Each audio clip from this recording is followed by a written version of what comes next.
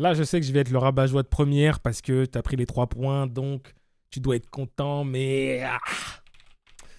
c'est... T'as pris les 3 points. Il faut se dire ça. T'as pris les 3 points, c'est le plus important, mais... C'était dur de 1. Mentalement, enfin, ouais, émotionnellement, c'était très compliqué. Et j'avoue, j'en espérais un peu plus. Peut-être je suis un peu trop gourmand, les gars, vous allez me le dire dans les commentaires. Hein. Peut-être je suis un peu trop gourmand.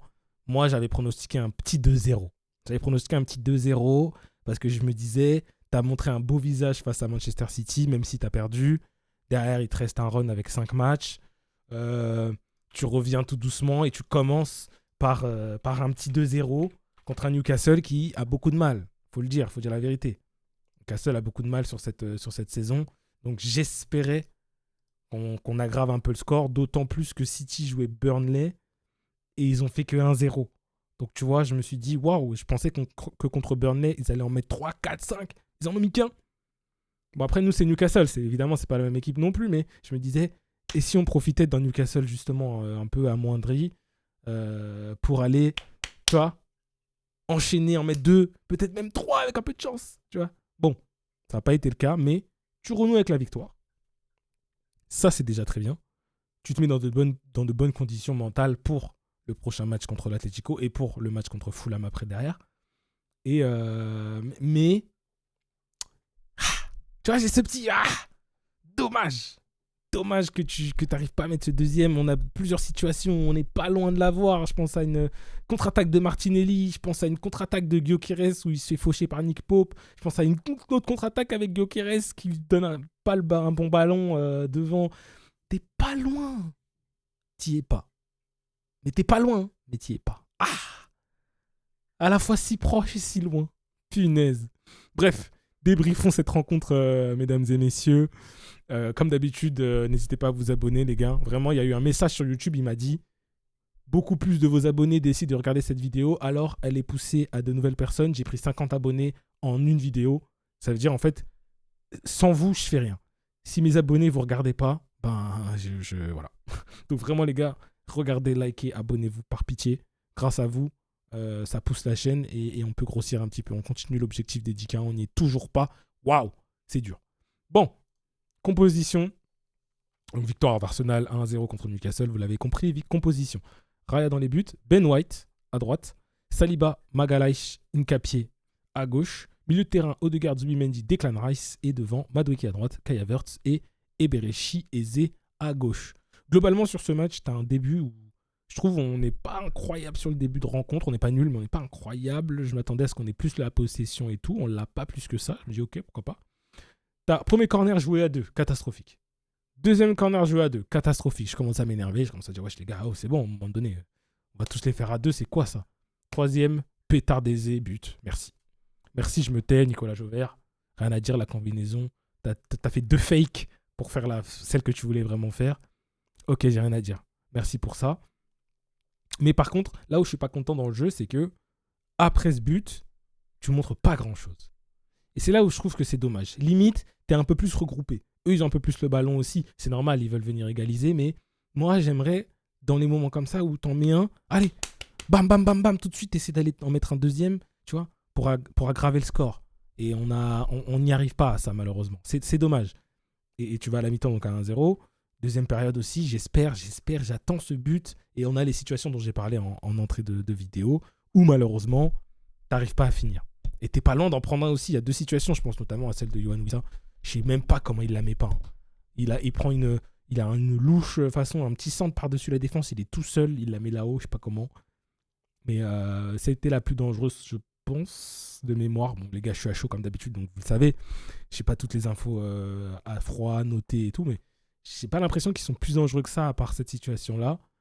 Et c'est ça qui me saoule un peu parce que, putain, on va regarder le classement tout de suite. C'est un Newcastle qui est 14e. C'est ça que je trouve dommage. C'est un Newcastle qui est 14e. Tu dois pouvoir aller chercher un peu plus que ça, tu vois. C'est une belle équipe, on sait, ils sont chiants à jouer. Tu finis par gagner et c'est excellent, mais j'ai un petit goût amer de... Dommage, on n'a pas mis le deuxième, tu vois. Et quand on regarde le classement, donc là, avec la journée en plus, on reprend la tête, ce qui est normal, à 73 points. City n'a pas joué. City a joué là contre Southampton, mais c'était en FA Cup pour la demi-finale, donc rien à voir évidemment. Mais bon, différence de but, pardon, c'est ça que je voulais regarder aussi. T'es à 38, ils sont à 37, tu vois. Et on le sait, ils ont mis plus de buts que nous.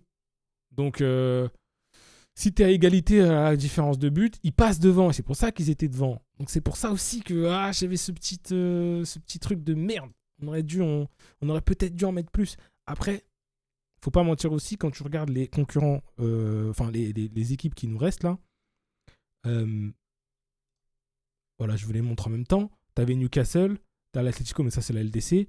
T'as Fulham, West Ham, Burnley, Palace.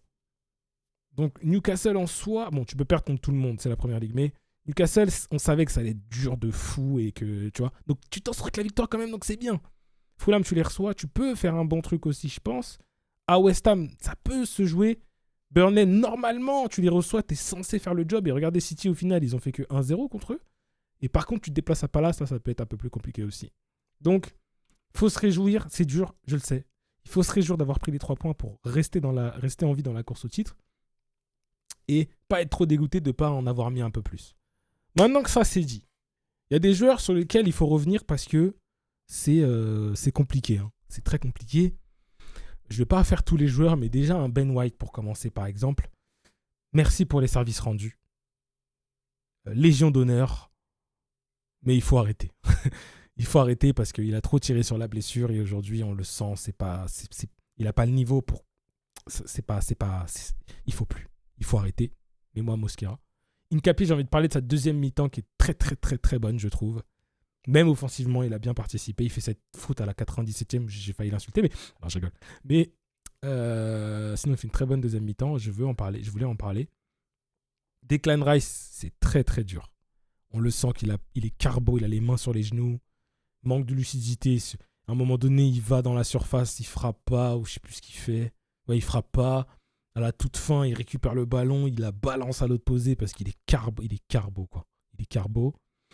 Madueke, c'est catastrophique. Je suis désolé. Hein. Je sais qu'il y en a qui vont dire que je suis dur avec lui, mais Madueke, c'est catastrophique. Il a pas de cerveau, ce gars.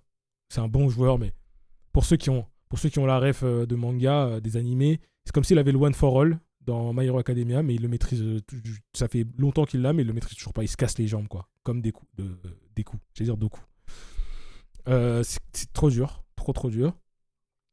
Et Odegaard, le gars, je suis désolé, mais moi, je suis pas satisfait encore. Donc, bon, on va pas lui tirer dessus. Mais il y a des situations, notamment une où il doit faire la passe à Gyökeres à gauche et il lui fait pas. Je ne comprends pas pourquoi. Je ne comprends pas. Et ça, c'est la seule dont je me souviens là tout de suite à chaud. Mais il y en a d'autres. Il y en a une autre, si, avec Havertz, où pareil. Il lui donne pas tout de suite, puis il lui donne, et il lui donne trop loin. Moi, c'est là où je l'attends. Donc, si vous l'attendez sur d'autres choses, sur le nombre de passes faites ou je sais pas trop quoi, forcément, vous allez me dire en commentaire, on regarde pas le même match. Ok. Moi, ce que moi, j'attends de lui, dans les critères que j'attends pour définir si Odegaard a fait un bon match ou pas, il y est pas. Voilà. Il garde trop le ballon. C'est pas les bons choix. Il force des passes. À un moment donné, il force une passe pour White alors que White n'est pas parti. Il avait ça en tête, de lui donner là entre le joueur et dans l'espace. Je veux bien. Mais si tu vois que le mec que tu as en face de toi, Ben White, ne fait pas cet appel, trouve autre chose. Force pas la passe. Parce que tu forces la passe, du coup, White, il démarre après la passe, donc il n'arrive pas à aller jusqu'au ballon, on perd le ballon. C'est ça, que c'est dans ces trucs-là qu'après, à la fin, je viens ici et je dis que j'ai pas aimé le match. C'est sur ces détails-là, en fait, où j'ai besoin de plus. Et t'es mon capitaine, donc j'ai besoin de plus. Voilà. Et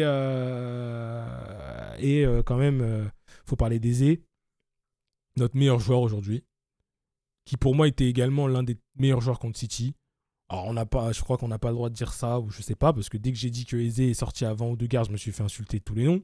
Mais je suis désolé, encore aujourd'hui, c'était le meilleur joueur. Alors contre City, c'est vrai, il y avait plein de fois où on le voyait pas assez, mais c'était l'une des rares fois où on l'avait en tant qu'ailier gauche. Ça pouvait pas être parfait.